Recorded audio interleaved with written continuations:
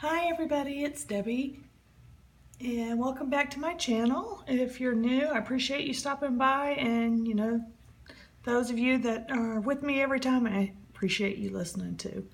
So I took a little break from my Fobonichi, not really that long, 10 days, because last weekend I wanted to spend some time doing some arty other stuff. I watched something on YouTube, and I always get inspired when I watch YouTube, but usually I don't immediately act on it. But anyway, I saw a video that I really liked. I had all the stuff, so I just basically just started doing it, and then it just turned into a whole arty, crafty weekend. And normally I spend my whole day on Saturday catching up for the week on my Fobonichi, and I didn't do that. So anyway, long story short, I just spent the whole weekend doing crafty stuff, and I just wanted to share some of it with you. And then I have a little tiny giveaway at the end of the video, so stick around for that. So the first thing I wanted to share is these food color dyed papers that I did. I got this inspiration for this from Elizabeth at Never Hopeless. And of course, lots of people do it different ways, different, coffee, tea, whatever. But anyway, Elizabeth inspired me to do this. So this first page here is just some green food color. It's very, very light colored. I don't even know if you can tell that it's colored. But anyway, I went to, I can't even think of the place now. TJ Maxx, that's what it is. And I found this journal, which is really cute. It's got this little super cute fold over flap, but the pages are sewn in, which is awesome. And it's got like tons of signatures. They just sewed it in a whole bunch. But anyway, I took a bunch of them out. I kind of skipped randomly through the book. I'm thinking maybe I might actually leave some pages in here and use that for something later. But anyway, so that's where these pages came from. And I liked the color, and I've got a couple of different colors, but I wanted it to, I want some variation on it. This is really very evenly colored. What I did was put them in a baking pan filled with green water and just let them sit in there for a few minutes, and then I set them out on my countertop to dry, which they turned out pretty flat. Elizabeth said she had to iron hers, but I'm way too lazy for that. And I noticed that ones I put in the oven to dry, they did crinkle up a lot, which I'm still not gonna iron them, but the ones that I air dried came out pretty flat. So anyway, I guess that's enough talk about that. So then what I did was, after I put them in the green water, I actually just did some drops of food color right on top of it in the water, and that's where I don't know if you can tell, it got a little bit darker color and a little like variegated, variation, whatever the word is. So I really like that. And then this one you can see is even a little darker still. And then I put some of them to dry on stencils, and so that's what happened with those. Love that. And then I did a squirt bottle technique that I saw somebody else do. You put the food coloring in a squirt bottle, and then I just squirted it directly on the paper. So it left some white spots, which I really like. So that's what I got there. And then while I was spraying these pink ones, some of it sprayed onto my green paper, which gave me some little bitty pinky spots, which I really like. And then I also did this with some legal size paper. I'm hoping to use these in some eventually to be made junk journal. So I was hoping that I could use this kind of like a fold over thing. But anyway, so that's that. And then I sprayed some yellow on a green one that was already made. Then I got this brilliant idea. Hopefully you can see the colors on this. I had some drop paper. I don't even know what started this idea, but I had some drop paper. And what I did was, after I had this while it was still wet, I took it's basically just this paper right here. I tore it up in little pieces and I just laid it on the paper. I even had some shapes, cut out shapes. I basically just laid it on the paper like this, and the color from this leached onto this paper. And anyway, this is how it turned out.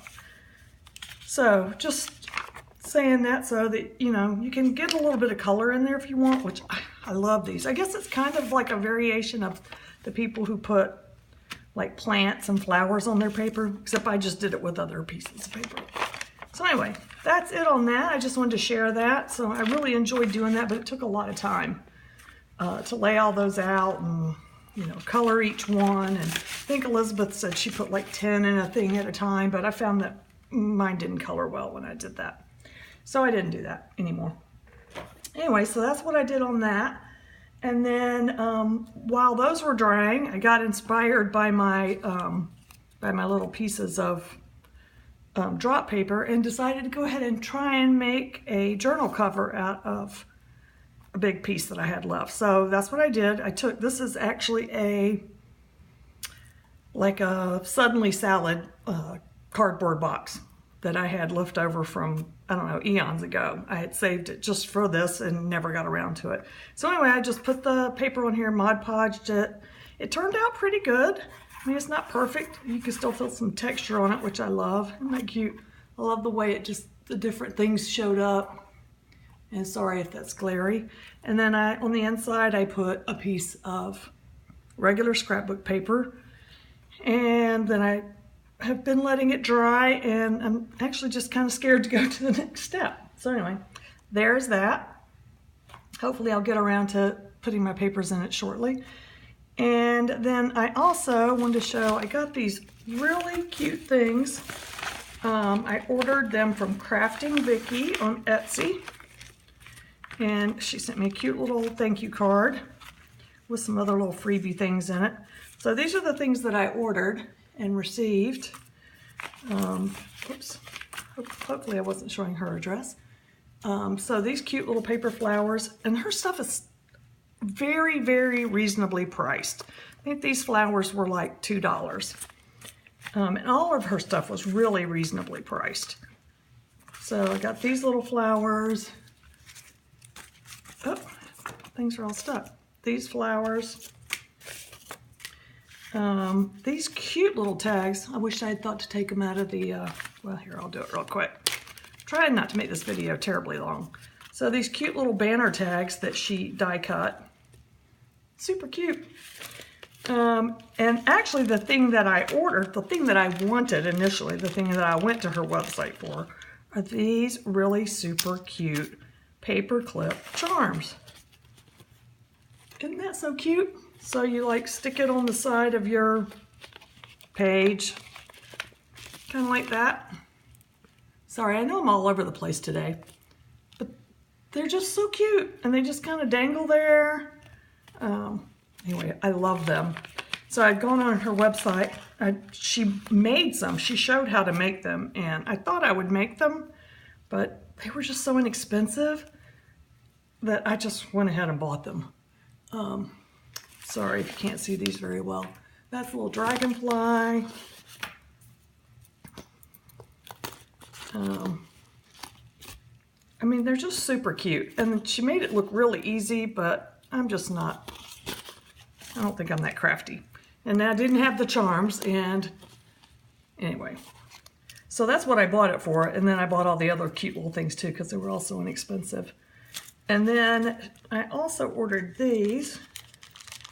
These are little paperclip charms. She didn't put any paper on them. They're just the charm. So it's like, this look has a little heart hanging off of it. And I want to say the pack of 5 or 6 was like $2. So anyway, you can go out to her Etsy shop and it'll be there. And she sent me some cute little freebies. She did this little mixed media on some Avery template. Some Avery, what am I calling it? Sticker paper. Thank you.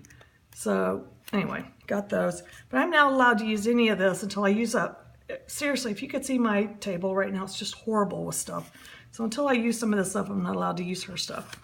But I wanted to show you anyway. And then these cute little cards that she made. It looks like she used food packaging for the back. So anyway, there's that. And, oh, well, I did use, okay, I cheated a little bit. I did use one of her little danglies on my current Fobonichi. So it just kind of dangles right there on your page like that. The little, oops, sorry if I'm not Super cute. All right. I think that was all I had to share, except for the thing that I was going to give away. So this is the thing that got me started on my little crafty weekend last weekend. Are these super cute journal cards that Kylie Koo Studios, that's her YouTube channel, she made these. So basically what she did was she took a big piece of watercolor paper, painted all over it, and then basically cut them down to journal cards. So I took that idea and just kind of expanded on it a little bit. So here's my cards, which I love them. I think they turned out beautiful. Love the way they turned out. They're just super cute. So they're actually kind of big for journal cards, but they would also make good tip in. And I've got so many now that I mean, I don't need them all right now. So I just thought I would give some away. So if you're interested, if you'll just leave me a message in the comments that you would like to have one, and I'll be glad to send it to you. I also made some smaller ones because once I cut these up, I had extra bits and pieces. So I made these smaller ones as well. Most of them say choose joy. A few say something else. Like this one says believe in your dreams. I also made little tassel-y things for them. So I want to give all of these away, and I will mail them out to you. So if you just let me know, I think I have like 8 big ones and 8 small ones. Oh, by the way, I wanted to show you this too. I was watching another video, Pink, let me get her YouTube name right, Pink Paper Peppermints. And she was showing on her journal pages, or journal cards, sorry, she punched holes on the side and did the little things there instead of at the top. So I thought that turned out really cute too.